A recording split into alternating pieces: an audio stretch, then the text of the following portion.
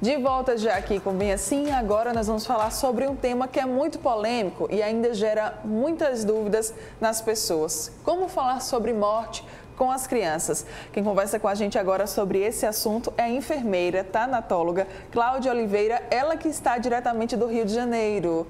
Bom dia, Cláudia. Muito obrigada pela sua participação aqui no Bem Assim. Bom dia, bom dia. Eu que agradeço o convite para poder falar de um tema, como você mesma colocou, né, tão ainda assustador e difícil, ainda mais relacionado com crianças. Pois é, obrigada mesmo pela sua participação. Mais uma vez, eu queria que você começasse explicando para a gente o que é a tanatologia. Fiquei interessada quando eu vi enfermeira tanatóloga. Tanatologia é um nome, né, de origem grega, Thanatos, deus da morte, né, logia, estudo. Então, seria o estudo da morte, mas não se implica apenas a estudar a morte física, a morte corporal, né, da matéria, mas a morte como um todo. Né, a morte do esquecimento social, aí você vai ter a questão social mesmo, vai ter questão filosófica, vai ter questão religiosa. Então, é estudar a morte no seu âmbito mais abrangente, digamos assim. Né? A gente tem a tanatologia forense, aí tem várias ramificações da tanatologia, mas sempre implicando no estudo da morte, como ela age na psique, na sociedade, enfim, dessa forma. Muito interessante. Falar sobre a morte ainda é um tabu. Deveria ser, Cláudia, ou não? Olha, não deveria. Porque se a gente começar a estudar um pouquinho sobre o contexto sociocultural da morte, a gente vai ver que lá nos primórdios, por mais que ela assustasse um pouco, né? Não é que ela não assuste, por mais que ela assustasse um pouco, ela fazia parte do cotidiano e o homem aceitava com uma certa tranquilidade essa sua finitude, esse seu ciclo fechado. Você fechou o ciclo. Mas com o decorrer da evolução, da história do homem, nesse contexto social, então as coisas foram mudando. Quem traz isso muito bem explicado é um filósofo francês, Philippe Arriès, que ele fala a história do homem no Ocidente, a história da morte no Ocidente. Né? Então ele vem contando como foi mudando o local de morrer, se morria em casa, hoje se morre no hospital, essa aceitação da morte pela pessoa que está morrendo, por aqueles que envolvem, que estão, né, ao lado daquele que está morrendo. Então, isso foi por questões políticas, religiosas e tudo mais, né, econômicas, as coisas foram mudando e hoje nós temos que aquela morte velada, você não pode falar, né, dentro do contexto de saúde, aquela morte, aquela situação que se o paciente morreu, né, primeiro tem um nome lindo, vem a óbito, né? O paciente não morre, ele vem a óbito. Então, é aquela sensação de fracasso do médico que está assistindo, da equipe que está assistindo. Então, tem todo esse contexto que foi transformador e que hoje, para se quebrar esse paradigma, é um pouquinho complicado, mas a gente está lutando para isso, né? Certo. E aí, quando a gente fala das crianças especificamente, né, parece que existe uma proteção ainda maior para se conversar sobre morte com elas. Tem alguma idade, Cláudia, que seja certa de se começar a falar sobre morte com as crianças? Não tem idade. Né? Ao meu ver, e pelo que a gente vem estudando, não há uma idade. A partir de agora você pode falar, né? Porque até não tem idade para se morrer. Né? E dessa situação que a gente está vivendo agora de pandemia, está tudo muito claro. Começou-se com um grupo de pessoas e hoje já está bem abrangente, né? Então, não tem idade para se começar a falar. A questão é como eu encaro a minha finitude, como a minha família aborda esse tema, né? Então, tem questões culturais também. Eu assisti um filme e indico que é A Partida, em que as crianças participam do preparo do corpo, né? Tem toda uma questão cultural, a família está em volta, o corpo é preparado na frente da família, né? Então vai tudo muito de acordo com como esta família lida com essa temática. Porque, mais uma vez, citando esse livro, né, do Philippe Arriès, as crianças lá participavam de todo esse processo. Se a gente for olhar essas pinturas mais antigas que retratam, né, a Idade Média, mais para o passado, você vê as crianças em torno do leito do moribundo, né? E ele mesmo fala, esse escritor fala que o quarto do morto era um palco aberto. para a família, amigos e desconhecidos. E entre essas pessoas conhecidas, familiares, né, e amigos, as crianças estavam permeando ali. Certo. Na nossa realidade, o que não falta, né, são aqueles momentos em que a gente vê alguém falando assim, tá, mas você já falou para tal criança que a mãe dela se foi, que a mãe dela... Não, eu estou esperando o momento certo para fazer isso. Aí eu pergunto, tem algum momento que é certo? Tem alguma oportunidade que é específica para se falar sobre esses casos com as crianças? O momento certo é quando a criança pergunta. Com que idade ela vai perguntar? Sim. Não sei. O momento certo é quando ela pergunta. E aí eu vou respondendo de acordo com a idade desta criança e com o entendimento, com a maturidade cognitiva que esta criança tem do assunto. Uhum.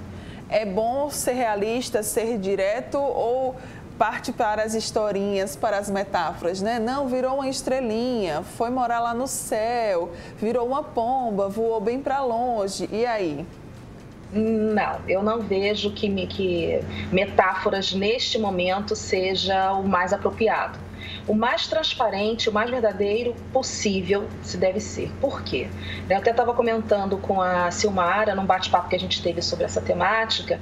Imagina eu chego para uma criança e diz, não, é porque ela foi morar com o Papai do Céu.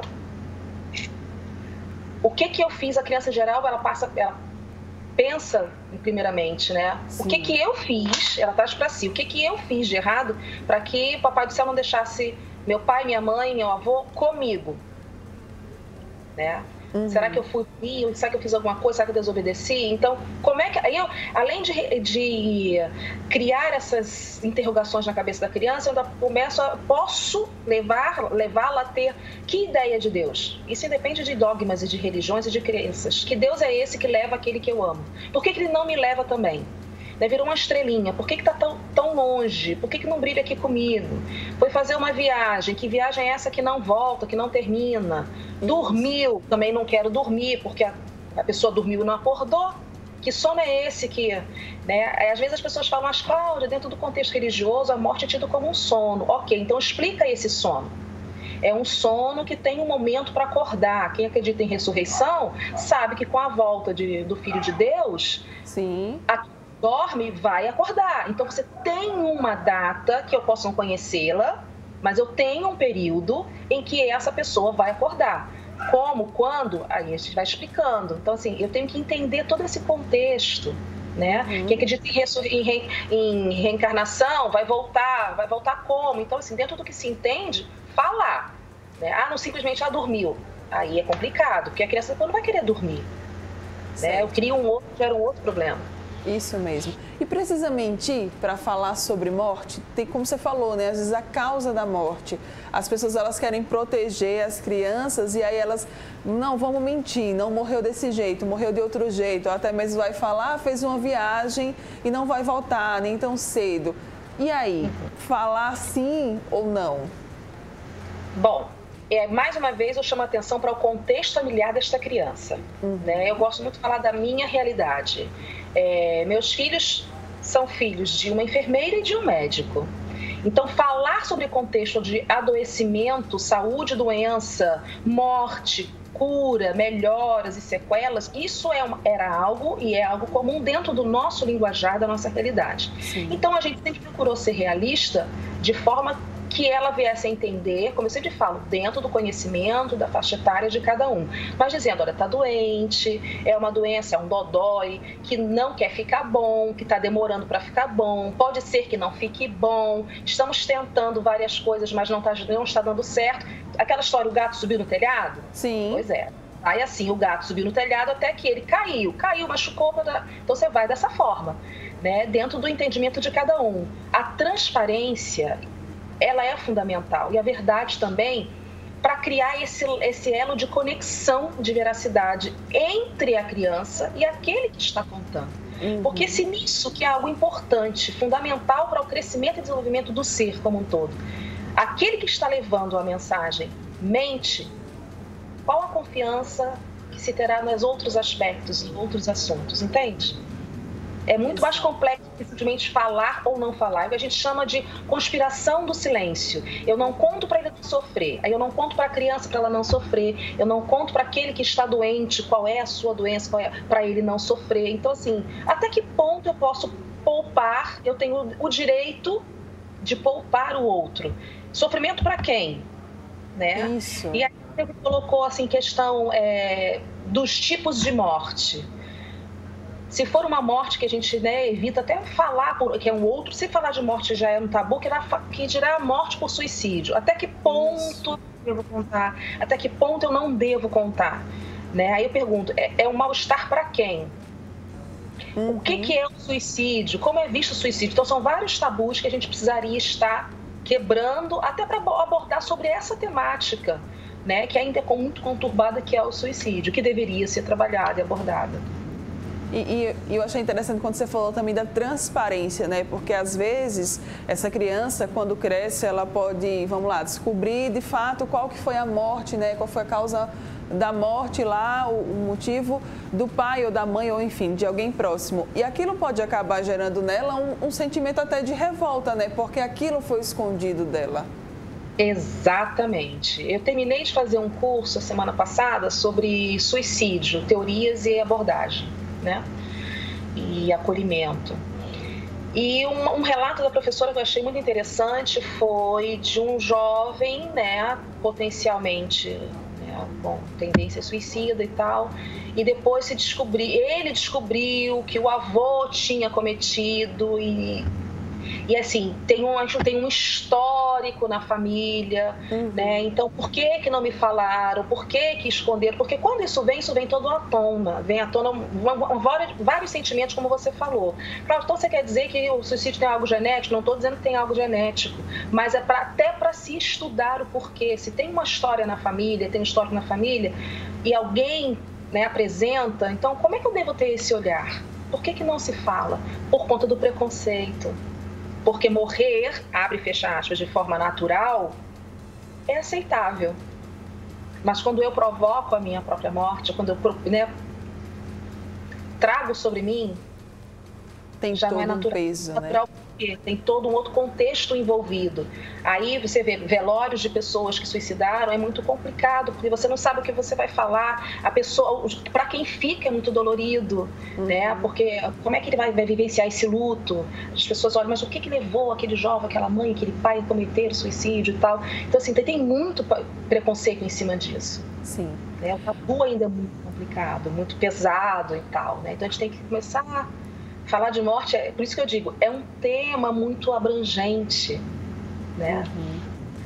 Para a gente fechar aqui, que eu poderia passar aqui a minha manhã conversando com você. Maravilhosa. E é ótimo falar sobre isso de uma maneira bem mais leve. Qual então que seria a mensagem que a gente poderia deixar para o pessoal de casa que está nos assistindo sobre a morte, sobre como falar sobre morte com as crianças? Primeiramente, você já se viu como um ser finito, que vai morrer? É isso. Se você encara a sua finitude de uma forma tranquila, você vai conseguir falar com os seus pequenos de uma forma tranquila, porque não vai te assustar. Então, primeiro, olhe para si como um ser finito e aproveite cada momento que a vida lhe dá, porque falar de morte é falar de vida, para conversar com os seus pequenininhos de uma forma tranquila. Mas primeiro tem que ser tranquilo para você. Contando histórias, mas histórias que primeiro façam sentido para você, porque eles vão perceber, eles são esponjas, então eles vão captar, eles vão sugar essa naturalidade que você tem. E aí o processo, ele vai ser tranquilo. Dolorido? Com certeza, porque a morte, ela traz dor ao coração, mas não precisa ser pesada, ela não precisa ser complicada ao se abordar, ao se falar e ao se conversar. Mas primeiro tem que fazer sentido para você. Isso mesmo. Contatos, redes sociais, quer compartilhar? Por caso o pessoal de casa, né, queira acompanhar você aí, mesmo que à distância.